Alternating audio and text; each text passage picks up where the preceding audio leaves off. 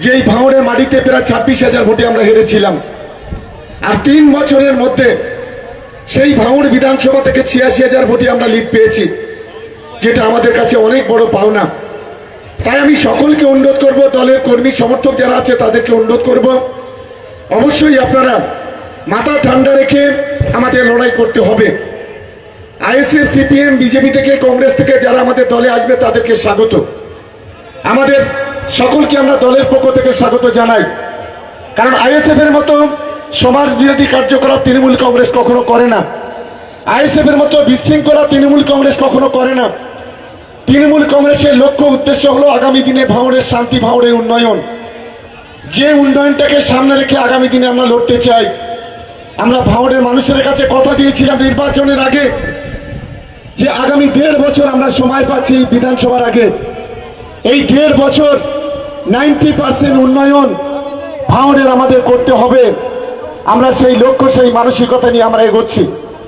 আমি আমাদের দলের তৃণমূল কংগ্রেসের সর্বস্তরের কর্মীদের কাছে আমরা অনুরোধ করতে চাই, আজকে রাজ্যে তৃণমূল কংগ্রেস, জেলায় তৃণমূল কংগ্রেস, ব্লকে তৃণমূল কংগ্রেস, পঞ্চায়েতে তৃণমূল কংগ্রেস দেশে ইন্ডিয়া জোটের একটা বড় শক্তি।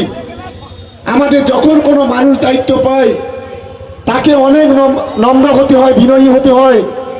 আমি নিশ্চিতভাবে মনে করি সেই বিনয়ী আমাদের ভাঙড় বিধানসভা তৃণমূল কংগ্রেসের কর্মীদের হতে হবে। আমরা নিশ্চিতভাবে বিধানসভায় এত বড়, লোকসভায় এত বড় জয় পাওয়ার পরেও আমরা এখনো পর্যন্ত কোনো পোস্টপোল ভায়োলেন্স আমাদের এই এলাকায় হয়নি।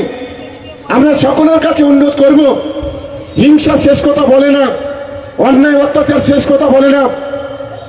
আমরা সেই বাস্তবতাকে মাথায় রেখে এই ভাঙড় বিধানসভার কোনো জায়গায় যেন কোনো বিক্ষিপ্ত ঘটনা না যেন কেউ ঘটায়, এটা আমরা দলের পক্ষ থেকে তৃণমূল কংগ্রেসের কর্মীদের কাছে আমরা আবেদন করব।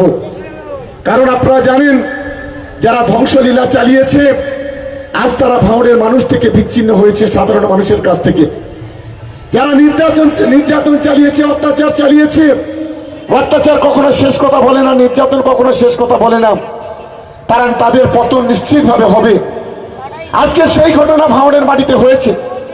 তাই আমাদের যারা দায়িত্বশীল নেতা, আমি তাদেরকে অনুরোধ করব, আমাদের কর্মীদের কাছে অনুরোধ করব যে আগামী দিনে দলের শৃঙ্খলা বজায় রেখে মাথা ঠান্ডা করে এগোতে হবে। আপনারা জানেন, ভোট চলাকালীন যখন আমরা নির্বাচনে প্রচার করছি, অনেক চক্রান্ত, অনেক ষড়যন্ত্র হয়েছে আমাদের বিরুদ্ধে। সমস্ত চক্রান্তকে মোকাবিলা করে আজ ভাঙড় বিধানসভার সাধারণ মানুষ, সাধারণ ভোটাররা, তাদেরকে আমরা কৃতজ্ঞতা জানাই, সালাম, নমস্কার, প্রণাম জানাই। তারা মাথা উঁচু করে, সিট টানা সোজা করে তৃণমূল কংগ্রেসকে জয়ী করেছে। এটা আমাদের কাছে অনেক বড় পাওনা। আমি নিশ্চিতভাবে মনে করি মানুষের কাছে আমরা যে কথা দিয়েছি সেই কথা আমাদের পালন করতেই হবে। এটা আমাদের সবচেয়ে বড় দায়িত্ব। আমাদের নেত্রী মমতা বন্দ্যোপাধ্যায়, আমাদের নেতা অভিষেক বন্দ্যোপাধ্যায়, তারা আমাদের সঙ্গে আছে, আমাদের পাশে আছে। আমরা এই মাসটা যাওয়ার পরেই আমাদের একদিকে উন্নয়নের কাজ, আর একদিকে সংগঠনের পার্টির কাজ আমরা শুরু করব।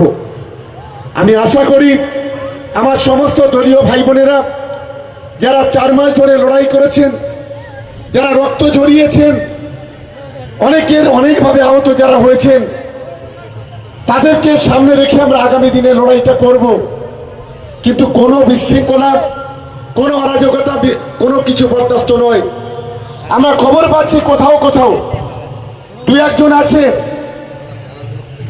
বিভিন্নভাবে তারা অশান্তি, অরাজকতা করার চেষ্টা করছে। আমরা দলের পক্ষ থেকে তাদেরকে আবেদন করছি, ভাঙড় বিধানসভায় কোনো বিশৃঙ্খলা কেউ করবেন না প্লিজ। এটা আমাদের যদি ভালোবাসেন, দলকে যদি ভালোবাসেন, প্রশাসন যদি মনে করেন আমাদের সরকারের প্রশাসন, নিশ্চিতভাবে সেই মানসিকতা নিয়ে এগোতে হবে। একটা বড় মিছিল চালতাবাড়িয়ার দিকে আসছে, আমরা সকলকে ধন্যবাদ জানাচ্ছি আমাদের দলের পক্ষ থেকে। তাদেরকে ধন্যবাদ, অভিনন্দন, ভালোবাসা জানাই যে এখনো পর্যন্ত রাস্তায় হাজারে হাজারে মানুষ তারা মিছিলের দিকে এগিয়ে, মাঠের দিকে এগিয়ে আসছে। আমরা ধন্যবাদ জানাচ্ছি। এখন আমরা বরণ করে নেব আমাদের সংসদ সদস্য সদ্য নির্বাচিত প্রায় 2,57,000 বেশি ভোটে যাদবপুরের মানুষ, যাদবপুরের ঘরের মেয়েকে নির্বাচিত করেছে, আপনারা সকলেই জানেন। তাকে বরণ করে নেওয়ার জন্য আমি 2 পঞ্চায়েত সমিতির সভাপতি, ভাঙড় 2 পঞ্চায়েত সমিতির সভাপতি দায়িত্বপ্রাপ্ত সোনালী বাছার এবং ভাঙড় 1 পঞ্চায়েত সমিতির সভাপতি ঝর্ণা মণ্ডল এবং সঙ্গে সঙ্গে জেলা পরিষদের কর্মাধ্যক্ষ আমাদের বাহারুল আছে, মমিনুল ভাই আছে, খয়রুল আছে। আমি তাদেরকে বলবো, রহিম ভাই আছেন, ওদুদ আছে, মহসিন ভাই আছে, আহসান ভাই আছেন। আমি তাদেরকে বলবো, রিন্টু আছে, আমি বলবো যে আমাদের নবনির্বাচিত সংসদ সদস্য শাইনী ঘোষকে তাকে বরণ করে নেওয়ার জন্য সবাই মিলে একটা করতালি দিই, সবাই মিলে।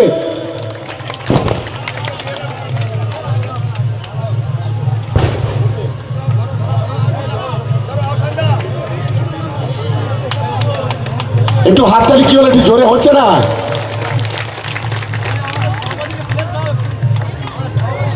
এই বরণটা করে না, বরণটা করে না।